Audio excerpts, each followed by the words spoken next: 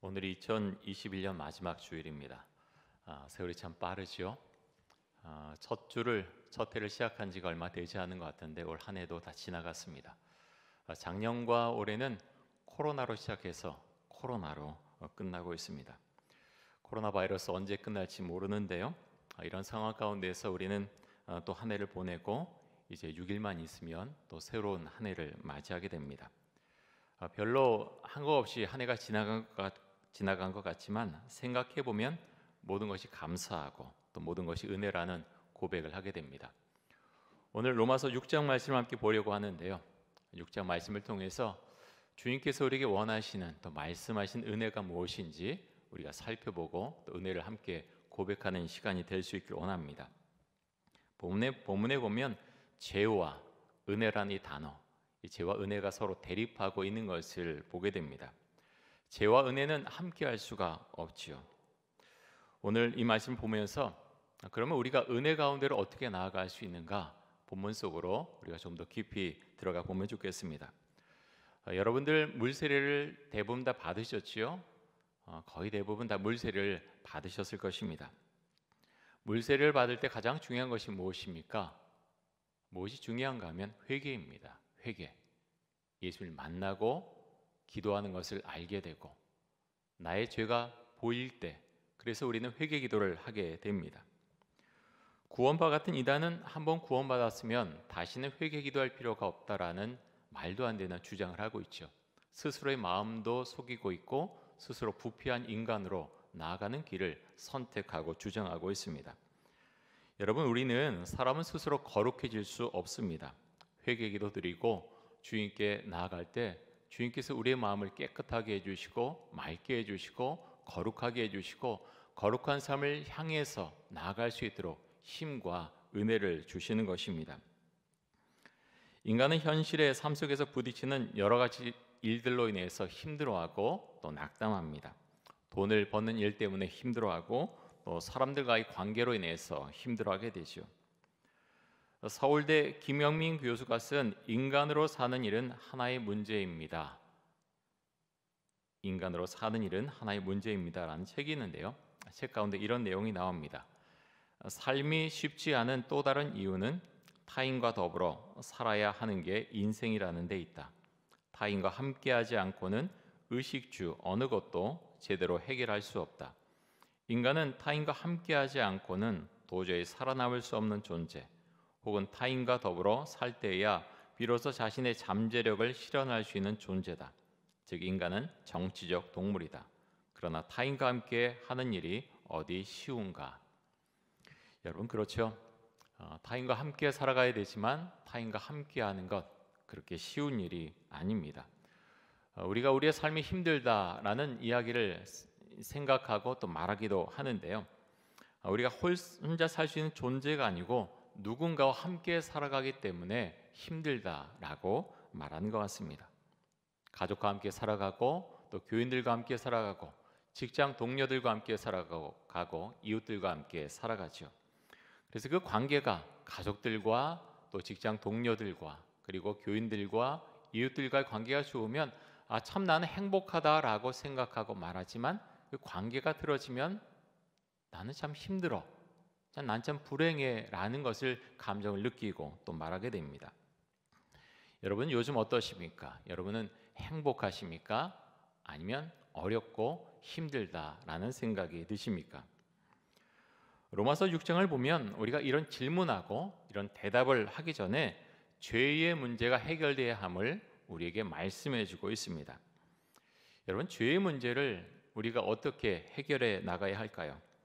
죄의 문제를 해결하기 위한 핵심적인 질문은 당신은 예수님과 함께 십자가에 못 박혀 죽었습니까? 라는 질문에서 찾아볼 수 있습니다. 자, 로마서 6장 8절 한번 보겠습니다. 우리 같이 한번 읽습니다. 만일 우리가 그리스도와 함께 죽었으면 또한 그와 함께 살 줄을 믿노니. 여러분 우리가 어떻게 하면 좋은 신앙인, 좋은 그리스도인이 될 수가 있을까요? 여러 가지로 답변할 수가 있지만 근원적인 답변이 무엇인가 하면 내가 예수와 함께 십자가에서 죽었는가? 내가 예수와 함께 십자가에서 죽었는가? 이 질문에 내가 답변할 수 있다면 나는 좋은 신앙의 길을 걷고 있다고 그렇게 우리는 말할 수 있을 것입니다.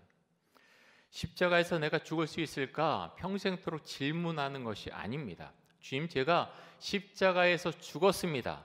예수와 함께 이미 죽었습니다 라고 고백하는 것이고 선포하는 것입니다. 이것은 너무 다르죠. 말씀을 보면서 평생토록 내가 십자가에서 죽을 수 있을까? 아니야, 난 못해, 그렇게 말할 수 없어 라고 평생 생각하고 이것을 받아들이지 않는다면 그대로 살아가는 것이고 더 깊이 주의 은혜 가운데로 십자가 앞으로 나아갈 수 없는 것이죠.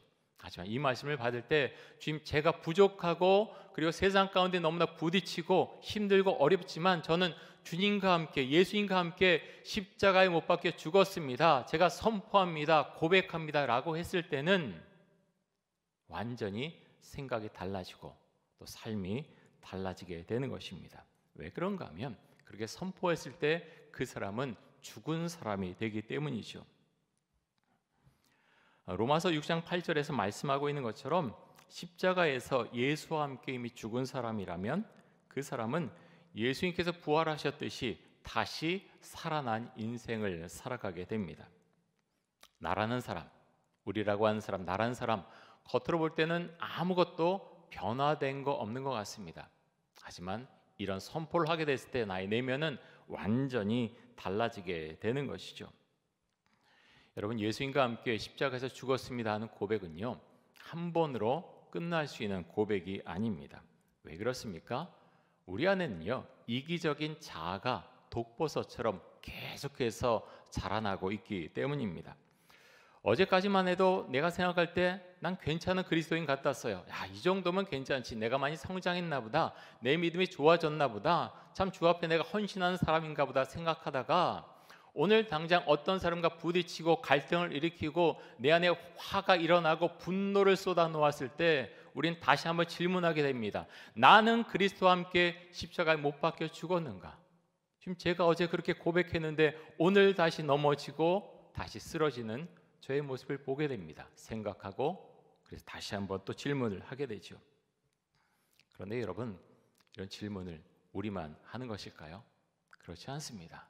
사도 바울도, 그 위대한 사도 바울도 똑같이 넘어지고 똑같이 쓰러졌습니다. 다메섹 도상에서 예수 그리스도를 만난 바울은 몇 년간의 기간이 흐른 다음에 이제 선교를 하러 떠나죠. 수리아에 위치한 안디옥 교회에서 선교사로 파송을 받습니다. 바나바와 함께 동역하게 되었고 또 바나바의 조카인 마가 요한을 데리고 떠나게 되죠. 그런데 참 안타깝게도 마가 요한은 그 어려운 선교 여행을 견디지 못하고 돌아가게 됩니다. 제1차 선교 여행을 마치고 2차 선교 여행을 떠날 때 바나바는 그래도 자신의 조카 마가 요한을 데리고 떠나자라고 하지만 바울은 받아들이지 못하죠. 돌아간 자를 어떻게 선교 여행에 다시 데리고 갈 수 있겠는가? 그들은 심하게 다투고 서로 헤어져서 다른 길로, 각자 다른 선교의 길로 떠나게 됩니다. 하지만 한참 나중에 바울은 깨닫게 되지요. 내가 그렇게 하는 게 아니었구나. 내가 그렇게 하는 게 아니었구나 하는 것을 나중에서야 깨닫게 됩니다.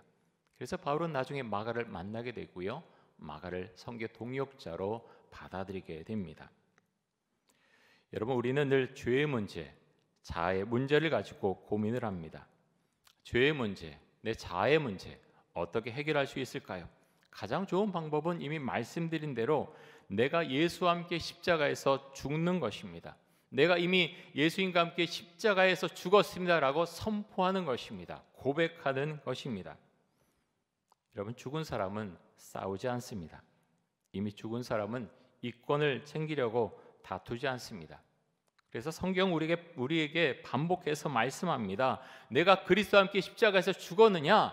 그리스도와 함께 십자가에서 죽으라 라고 반복해서 우리에게 말씀하고 있습니다.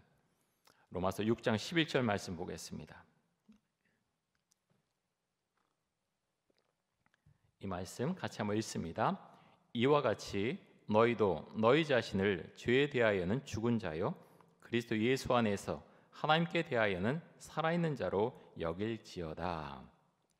자, 예수를 믿는 자가 어떤 사람인가 하면 십자가에서 못 박혀 죽었습니다 고백하는 사람입니다. 하지만 거기서 끝나는 게 아니라 예수 안에서 하나님께 대하여 저는 살아있는 사람입니다 라고 고백하는 데까지 나아가는 사람, 그 사람이 그리스도인이죠. 하나님 안에서 살아있다라는 것이 무엇입니까? 새로운 사람으로 우리가 태어났다라는 것입니다. 여러분, 우리가 내가 새로 태어났다는 거 어떻게 확인할 수 있습니까? 이렇게 하면 됩니다. 내가 지금 은혜 가운데 있는가? 내가 은혜 가운데 있는가? 그것을 묻고 대답할 수 있다면 나는 새롭게 태어난 삶을 살고 있는 것입니다. 로마서 6장 14절입니다. 이 말씀도 같이 한번 읽습니다. 죄가 너희를 주장하지 못하리니 이는 너희가 법 아래에 있지 아니하고 은혜 아래에 있음이라. 여기서 말하는 법은 율법을 말하죠. 율법은 우리가 무엇을 해야 되고 무엇을 하지 않아야 되는지 알려줍니다. 하지만 율법 조항에 매여 있으면 우리 안에는요 은혜가 메말라 갑니다. 은혜가 언젠가는 사라지게 되겠죠. 율법이 우리에게 필요하지만 율법으로 나를 그 안에 가둬매고 또 다른 사람을 율법으로 판단하고 정죄하기 시작하면 내 안에서 은혜가 사라지게 됩니다. 그래서 여러분, 우리는 율법의 안에 갇혀 있는 것이 아니라 은혜 가운데로 나가야 됩니다. 그렇게 할 때 우리의 영혼의 자유함이 찾아오게 됩니다. 예수님께서 말씀하시기를 너희가 내 말에 거하고 참으로 내 말에 거하면 참으로 내 제자가 되고 진리를 알지니 진리가 너희를 자유롭게 하리라 라고 말씀하셨습니다. 여기서 말하는 진리는 예수 그리스도 아니면 복음을 말합니다. 예수님을 알면 자유함을 알게 됩니다. 우리 영혼이 자유함을 느끼게 되죠. 이 자유는 방종을 말하는 것이 아닙니다. 그리스도 안에 있는 자유, 그 영혼의 자유를 말하고 있는 것입니다. 설교 마치고 우리가 찬송가 310장을 함께 부르게 될 텐데요. 하나님의 은혜로라는 찬양입니다. 우리가 참 좋아하고 정말 즐겨 부르는 찬양이죠. 1절 가사가 이렇습니다. 1절에 보면 하나님의 은혜로 이 쓸데없는 자 왜 구속하여 주는지 난 알 수 없도다. 내가 믿고 또 의지함은 내 모든 형편 아시는 주님 늘 보호해 주실 것을 나는 확실히 아네. 여기서 이제 구속이라는 단어가 나오는데요. 참 쉽지 않습니다. 세상 사람들은 이 구속이라는 단어 이해하지 못하죠. 어떤 사람이 잘못해서 잡혀가는 것, 유치장에 갇히는 것, 그걸 구속이라고 말하지만 우리 기독교 성경에서 말하는 구속은 다릅니다. 여기서 말하는 구속은 그것이 아니라 예수님께서 나의 죄를 용서해 주셨고 나를 구원해 주셨다. 나를 용서해 주시고 나를 구원해 주신 것, 그것을 가리켜서 구속이라고 부릅니다. 여러분, 이 안에 우리 신앙의 모습이 다 담겨져 있죠. 정말 하나님의 은혜로 왜 나 같은 사람을, 이런 사람을 우리는 우리 자신 너무나 잘 알지 않습니까? 내가 어떤 인간인지, 어떤 삶을 살아왔는지, 어떤 생각을 하며 살아왔는지 우린 잘 알고 있습니다. 이 쓸데없는 자를 왜 주님께서 은혜를 베풀어 주셨는가? 왜 붙들어 주셨는가? 왜 나를 위해서 십자가 달려 죽으셨는가? 우리는 주 앞에 고백하고 또 은혜에 대해서 감사하게 됩니다. 우리는 숨가쁜 경쟁 가운데서 살아갑니다. 사회에는 그렇게 만만하지 않죠. 돈을 버는 것 결코 쉽지 않습니다. 그 가운데서도 우리는 숨을 쉬면서 그렇게 안식할 수 있는 이유는 주님께서 우리의 형편, 나의 형편을 아시고 나를 받아주시고 또 우리가 그런 주님을 의지하며 살고 있기 때문에 우리는 안식하고 쉴 수 있는 것입니다. 사랑하는 성도 여러분, 요즘 은혜 가운데 살고 계십니까? 우리 성도님들 가운데 많은 분들이 지금 질병으로 고생하고 있습니다. 어떤 분들은 암 투병 중이고요. 또 어떤 분들은 음식을 정말 드시지 못해서 정말 걸을 힘이 없다라고 말씀하신 분도 많이 계시고, 교회 나오고 싶지만 다리가 아프고 또 여러 가지 문제로 아파서 교회도 제대로 오지 못하는 분들도 계십니다. 그런데 여러분, 나이가 들면 누구나 다 아픕니다. 정도의 차이는 있지요. 어떤 분들은 좀 더 늦게 아프고 어떤 분들은 좀 더 빨리 아픕니다. 젊은 사람들 가운데도 요즘 암으로 그렇게 투병하는 분들 참 많지 않습니까? 그래서 우리는 참 알 수 없는 것이죠. 그런데 우리가 이렇게 아프면서 또 질병으로 아프면서 주님께 또 질문하게 되죠. 주님, 저는 주님을 잘 믿고 살아왔습니까? 정말 주님을 잘 믿고 살아왔습니까? 우리는 주님께 질문하게 됩니다. 그 오카노 목사님께서 돌아가시기 전에 병원에 계실 때 그렇게 아들에게 물었다 그래요. 내가 목회를 잘 한 걸까? 내가 목회를 정말 잘 했니? 하나님 앞에 가서 내가 책망 듣는 것은 아닐까? 나는 정말 두렵다. 이런 말씀을 하셨다고 합니다. 오카노 목사님은 하나님 앞에서 정말 순수한 분이셨습니다. 대형 교회를 만들려고 하는 그런 비전이 있던 분이 아닙니다. 제자 훈련 하다 보니까 사람들이 몰려들었고 그래서 대형 교회가 되었습니다.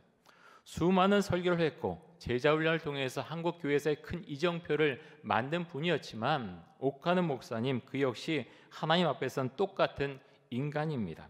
그래서 인생의 막바지에 그는 그런 질문을 하게 되는 거죠. 주님, 저는 목회를 잘 해온 것입니까?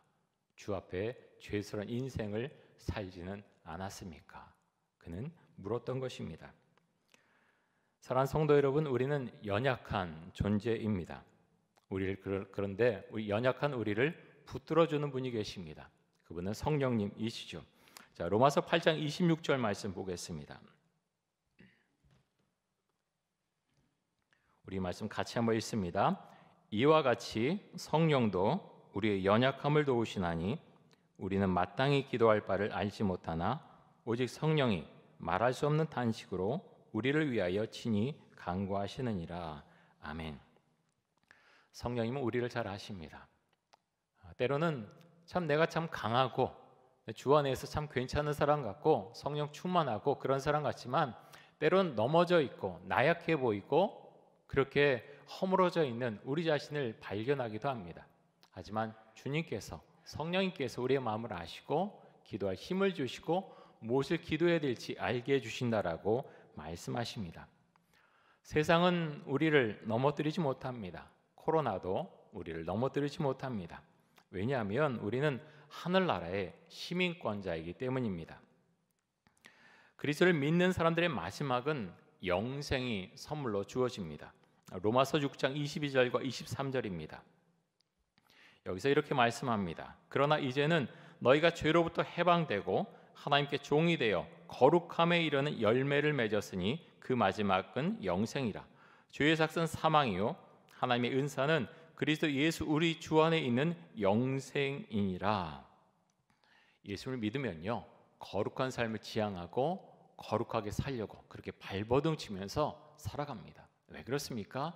하나님께서 거룩하신 분이시고 거룩하게 살라고 우리에게 말씀하셨고 그래서 우리는 거룩한 삶을 살려고 그렇게 노력하면서 세상을 살아갑니다. 언젠가는 우리가 이 땅을 다 떠나게 되겠죠. 오늘 예배드리는 분들, 예배당에 오신 분들, 또 온라인으로 예배드리신 분들 언젠가는 이 땅을 다 떠날 것입니다. 하지만 그리스도인은 죽음을 두려워하지 않습니다. 왜냐하면 우리에게는 영생이 약속되어 있기 때문입니다. 사랑하는 성도 여러분, 2021년 올 한 해 잘 마무리하시고요. 또 다가오는 새해에는 주님 나에게 무엇을 원하십니까? 무엇을 말씀하십니까? 주 앞에 기도하실 수 있기 바랍니다. 우리에게 주시는 각자에게 주시는 소명이 있습니다. 그래서 우리는 물어야 됩니다. 주님, 저에게 무엇을 말씀하십니까? 무엇을 하길 원하십니까? 교회 안에서 무엇을 하기 원하십니까? 이 사회 가운데서 내가 무엇을 하기 원하십니까? 가정 가운데서 무엇을 하기 원하십니까? 우리가 주 앞에 물을 수 있기 원합니다. 주 앞에 물을 때 주님께서 우리에게 말씀해 주실 것이고 나는 연약해서 아무것도 할 수 없지만 주의 성령께서 우리 가운데 함께 하시면 우리는 그 힘을 힘입어서 그 은혜를 힘입어서 우리에게 주어지신 일들 그런 일들을 우리는 넉넉하게 감당할 수 있을 줄 믿습니다.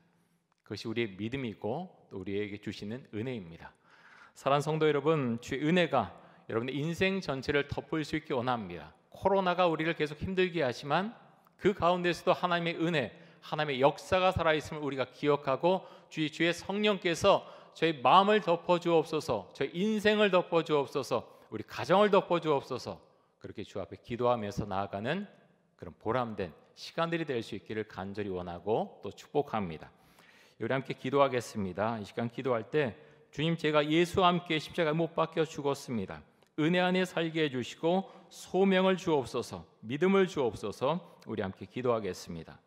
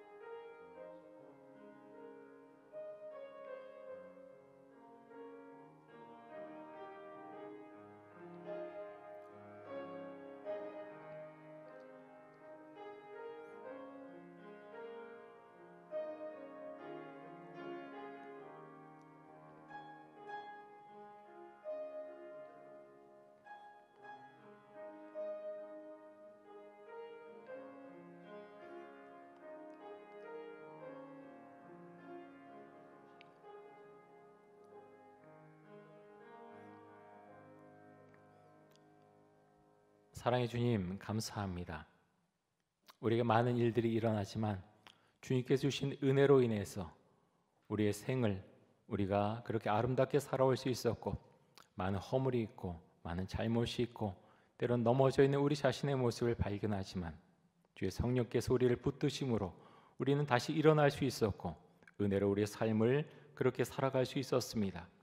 사랑의 주님, 특별히 질병으로 인해서 또 가정과 정신적인 어려움으로 인해서 힘든 시간을 보내고 있는 우리 성도님들 힘주시고 주의 은혜로 그렇게 다시 일어서며, 하나님, 우리가 이 땅의 백성이 아니라 하늘나라의 시민권자임을 늘 고백하면서 믿음 가운데서 주어진 인생을 힘있게 살아갈 수 있도록 주의 능력과 은혜를 더하여 주옵소서.